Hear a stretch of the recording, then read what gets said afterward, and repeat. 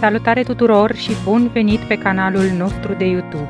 Noi suntem Dana și Claudiu și împreună cu Mercedesul nostru T1, pe nume Hans, am plecat în călătorie către Est. Apasă butonul abonare și vino să descoperim împreună misterele Orientului Mijlociu.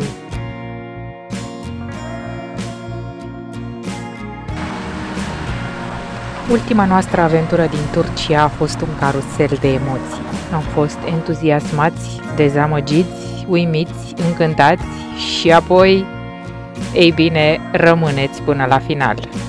Mâine dimineață o să intrăm acolo unde se vede spărtura aceea mică în munte, în tuneluri. Spune aici că au doar 1,70 m lățime și 2,20 m înălțime. Ce păcat! Da, sunt foarte dezamăgit. Să înceapă aventura! Nu cred! Nu cred!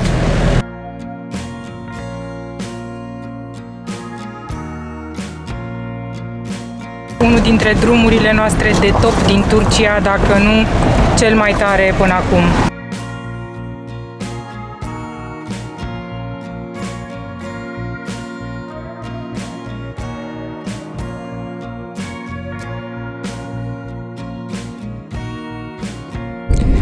Bună dimineața și bun venit la un nou episod. E foarte vânt afară, mi-au dat lacrimile de atâta vânt. Am dormit aici, pe platoul acesta, suntem la 1770 de metri altitudine. A plouat în ultimele zile, nu e cea mai bună vreme, e frig și când bate vântul senzația de frig e și mai puternică. Ne îndreptăm către un canion care ar trebui să fie foarte interesant, către nordul Turciei. Sperăm că nu o să plouă astăzi, pentru că, ia uitați-vă un pic cum s-au făcut roțile lui Hans numai de la un drum de 100 de metri pe noroi. Așa că lucrul acesta ne face să fim precauți în ce privește drumurile off-road.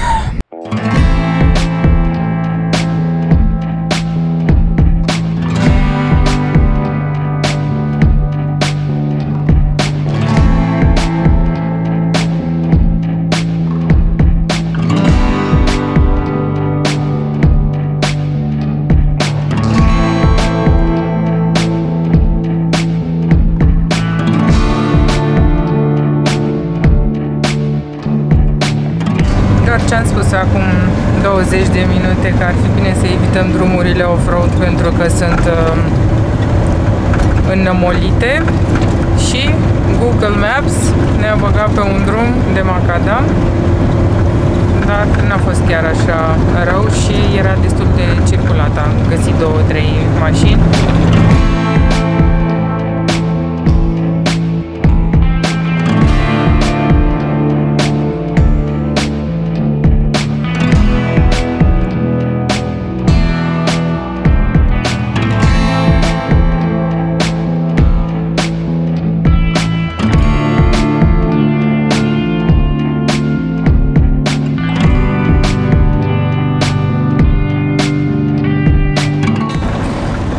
Într-un oraș de munte, se numește Devrigi și am găsit chiar partea veche, foarte interesant.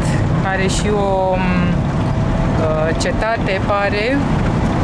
Ne-a plăcut foarte mult strada aceea care se vede că făcea parte din orașul vechi, pentru că vedem că există și orașul nou, dar așa cum ne știți, nu ne place mai mult cei vechi.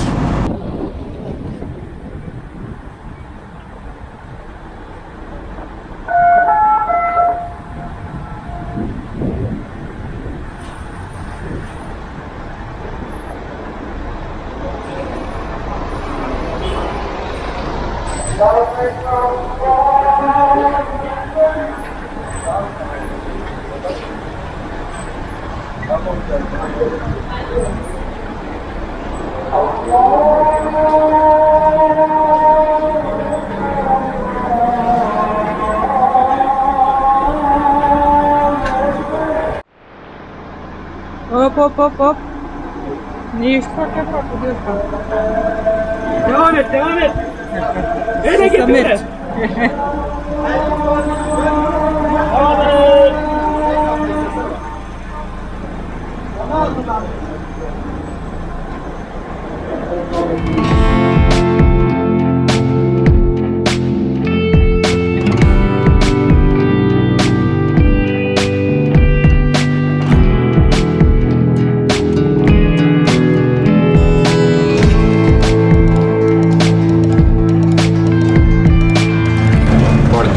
Peisajul pe acest drum, multe urcușuri și coborâșuri, peisajul se schimbă des și este foarte verde și arată foarte bine. Deși drumul nu e foarte bun. Mai avem un pic până la tunel și am găsit această pancartă care spune că e închis tunelul respectiv. Nu știm dacă o să fie așa sau nu. Vă povestim mai multe când ajungem acolo, pentru că are o poveste foarte, foarte interesantă.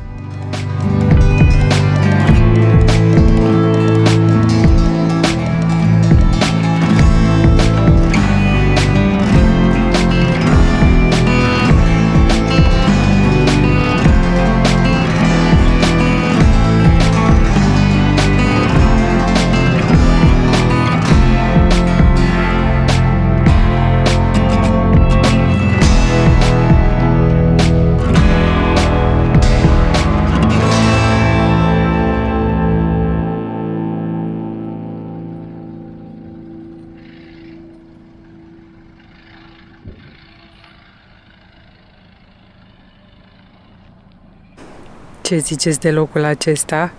În spatele meu se vede Eufratul, din nou Eufratul, și mai în spate avem muntele acela verde cu satul așezat cu vedere la Eufrat. Noi suntem parcați aici, un pic așa pe marginea drumului. Aici e drumul, e un pic noroios, dar ia uitați ce vedere avem.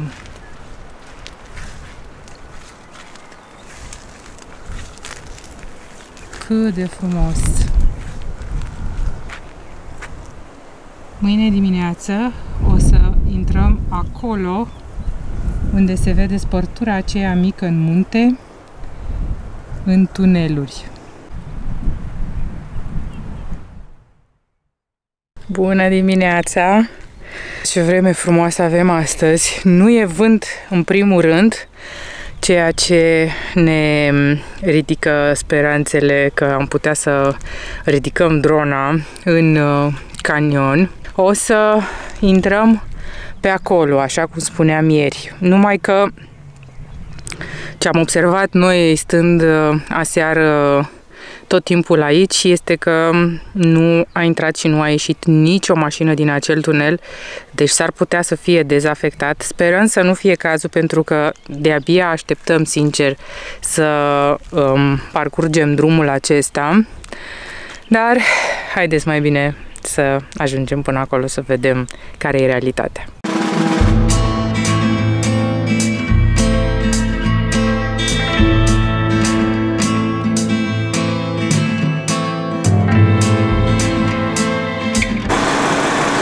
Arată intrarea în tuneluri. Spune aici că au doar 1,70 m lățime și 2,20 m înălțime. Nu este adevărat. Nu e chiar așa. Să vedem până unde putem să ajungem. Okay. Ar fi frumos să putem să ajungem până în capătul celălalt al canionului, dar aparent am citit că drumul ar fi rupt undeva la mijloc. Da. Drumul are 8 km lungime? 8. Da. Și 38 de tuneluri. Hai să intrăm.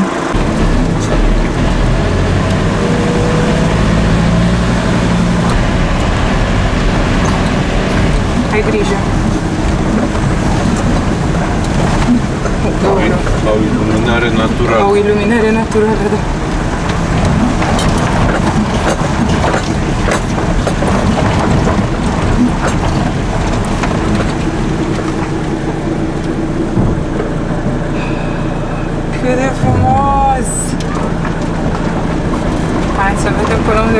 ajunge.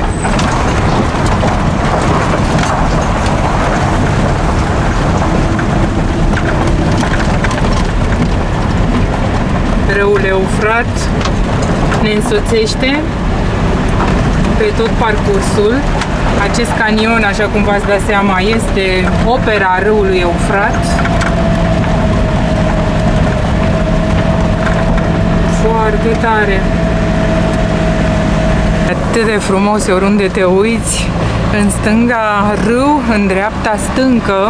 A fost începută construcția acestui drum în 1870 și s-a terminat în 2002. Și asta pentru că drumul acesta este construit în totalitate de localnici. Guvernul nu a vrut deloc să ajute, considerând că este mult prea periculos, că un astfel de drum n-ar trebui să existe. Sunt localnicii cei care mențin drumul în bună stare și asta pentru că probabil îi ajută, scurtează mult drumul între două sate, doar 8 km în loc de 30 și ceva. Ia uitați-vă un pic, un alt tunel mai scurt.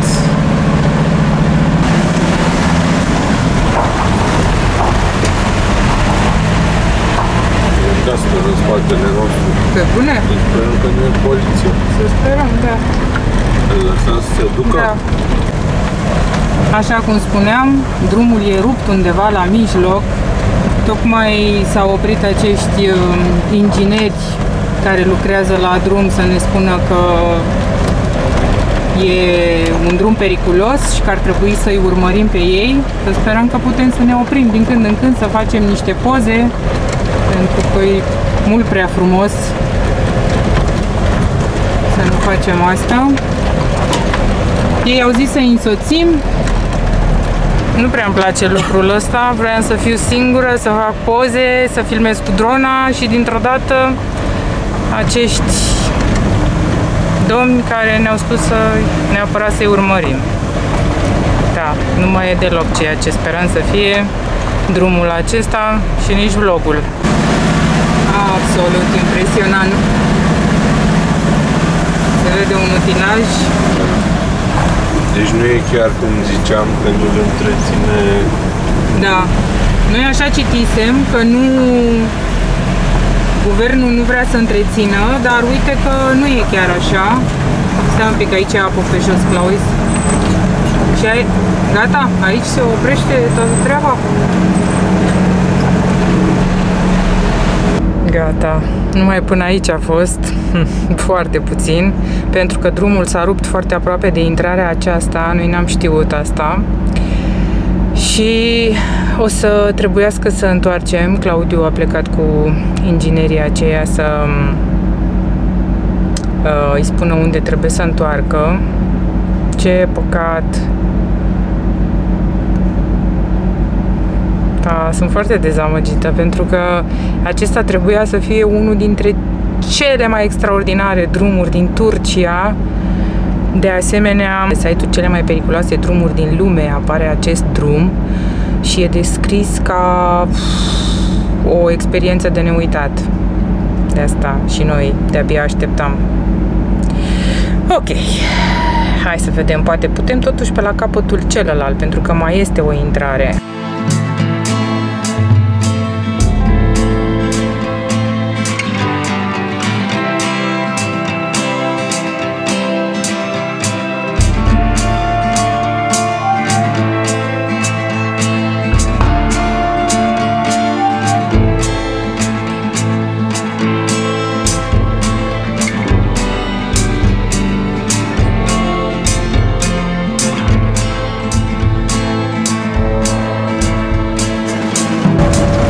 Să ieșim din tunel, mă așteptam la un super traseu, un super drum, super experiență și deocamdată n-a fost să fie. Trebuie să facem un ocol și să intrăm pe partea cealaltă. Și poate vom avea experiența la care visam astăzi.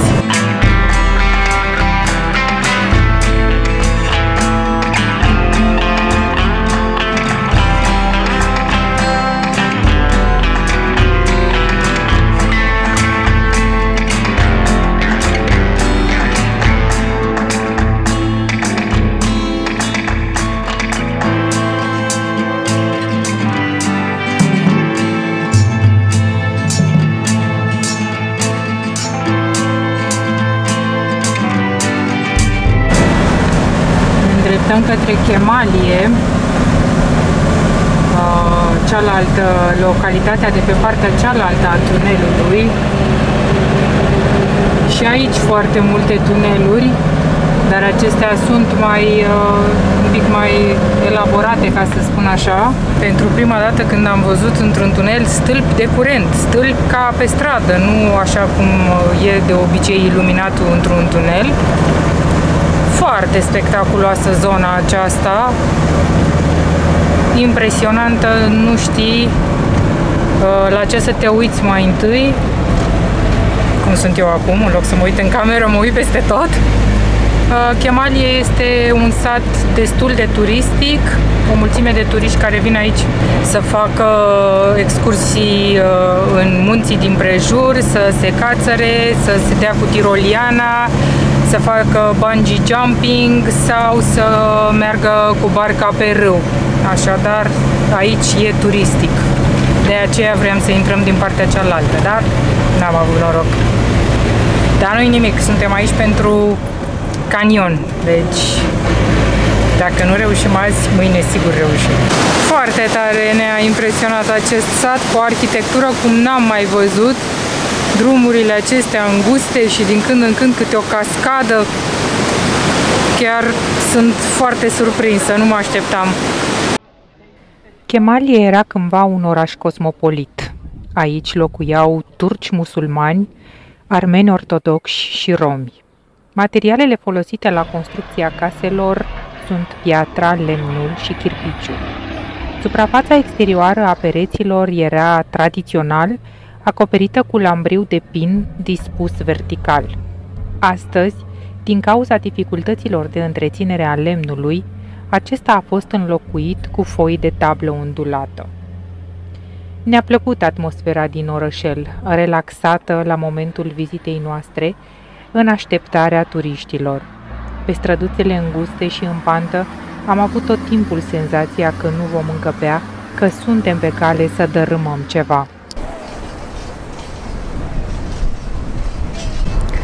Absolut superbă panorama asupra satului Chemalie. Ați văzut și voi cât de greu a fost să ajungem aici. Vom rămâne astăzi aici și mâine încercăm să intrăm din nou în canion pe partea aceasta, pentru că mâine vântul ar trebui să se domolească și poate avem noroc să ridicăm drona.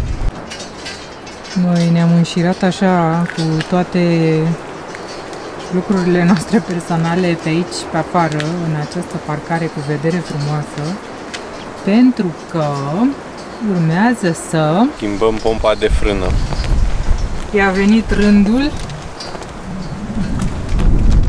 Avem o pompă nouă, deja din Iordania. Da.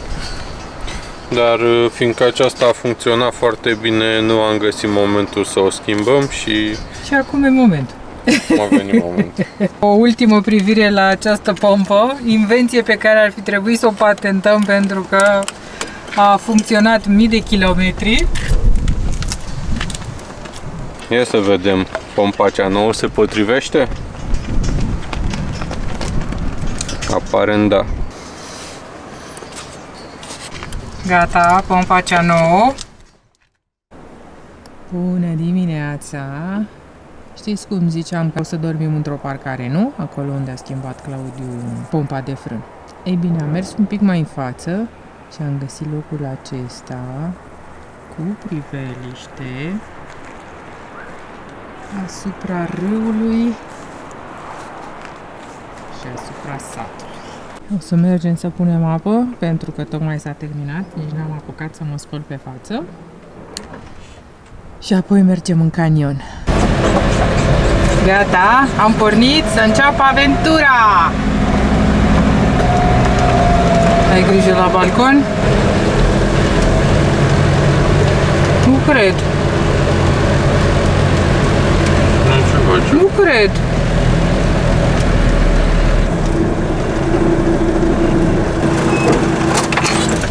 Merhaba. Buradan dönün, bu yolu devam edin, arka taraftan aşağı inin. Hai că la asta nu ne-am așteptat. Trebuie să ne întoarcem înapoi, e o groapă pe singurul drum care era bun. Stai să mă dau jos, te ghidez, că e strâmt aici. Jesus Christ. Stai. Care ar fi fost șansele să fie o tita mai sportura pe mijlocul drumului care coboară către sat. Aparent putem să luăm alt drum pe deasupra satului. Este într-adevăr un drum de macadam care coboară așa cu multe curbe în agrafă, dar măcar e uscat și văd că a fost de curând curățat.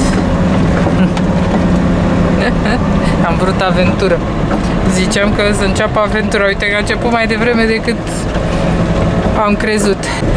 Gata, am intrat. Deja se îngustează așa de tare și trebuie să trecem printre două stânci. Nu e chiar așa de grav. Arată superb!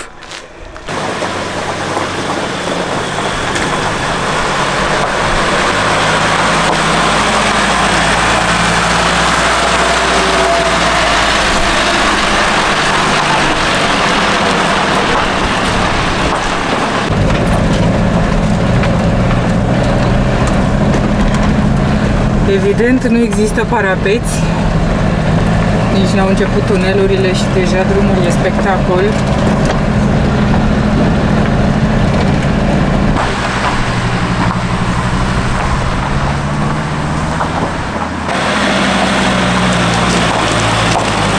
Uite-l pe prietenul tău.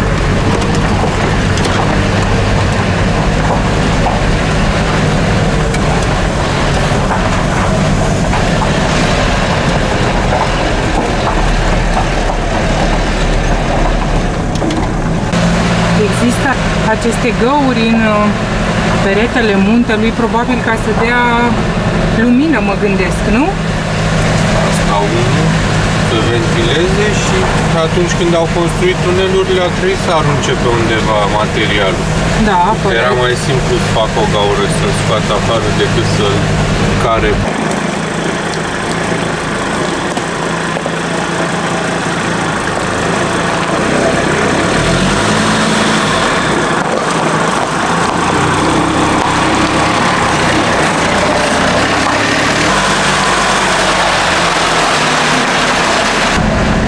Se simte parcă ești în pântecul pământului când intri într-unul din tunelurile acestea așa de joase și de întunecoase.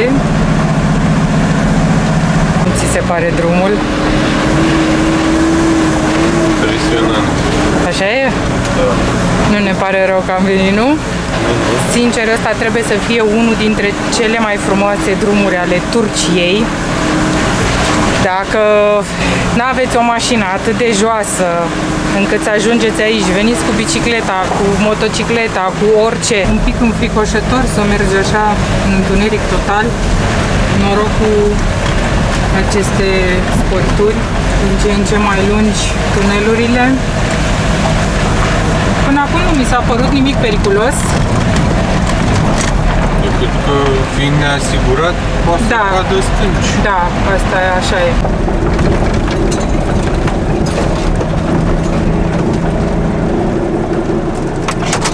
Și cam fac cineva aici de curând.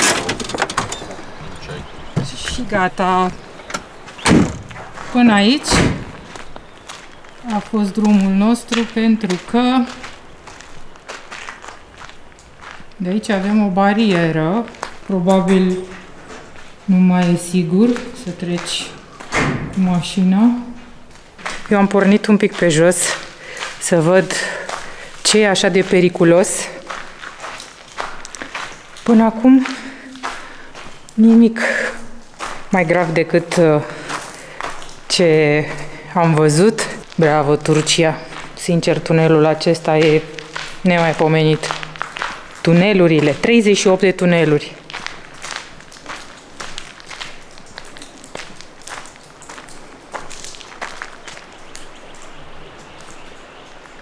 Absolut uimitor. Uimitor. Uitați-vă cum se văd toate acele spărturi în munte. Câtă muncă! Și ce frumos e Eufratul. Cred că este râul nostru de suflet. L-am văzut de atâtea ori, în atâtea și atâtea locuri în Turcia. Iubim culoarea lui, iubim peisajul pe care îl creează. Nu știu dacă am spus cum se numește canionul acesta. Se numește Dark Canyon, canionul întunecat. Partea lui mai întunecată nu este aici, este exact acolo unde s-a rupt drumul, deci noi n-am ajuns acolo, așa cum ați văzut, a trebuit să facem cale întoarsă. La fel, li s-ar fi putut spune canionul spectaculos.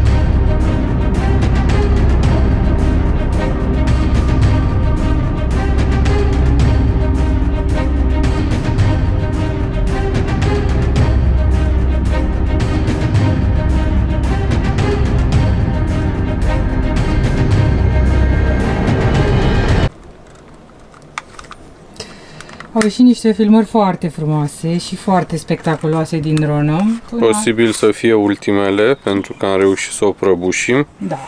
Zburam cumva în lateral și am dat cu ea într-un perete. S-a spart destul de rău. O să încerc mai târziu să văd dacă reușesc să o pun la loc și dacă mai funcționează. Slabe șanse. Vom vedea. Una caldă, una rece. Tocmai vreau să spun că este cel mai minunat drum pe care l-am făcut cu mașina din Turcia.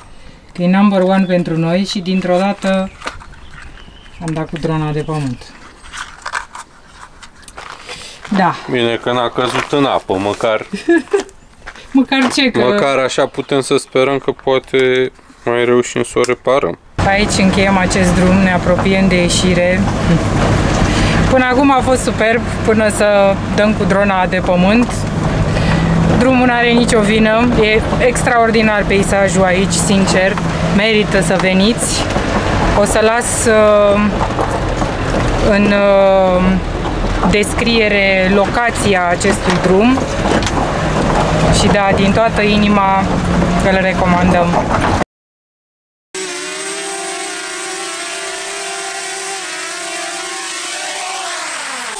Morala, puteți să o dați cu DJI Mini 2 în pereți, că se ridică și merge, ca să zic așa. E a doua oară, acum a fost mai grav. Să sperăm că da.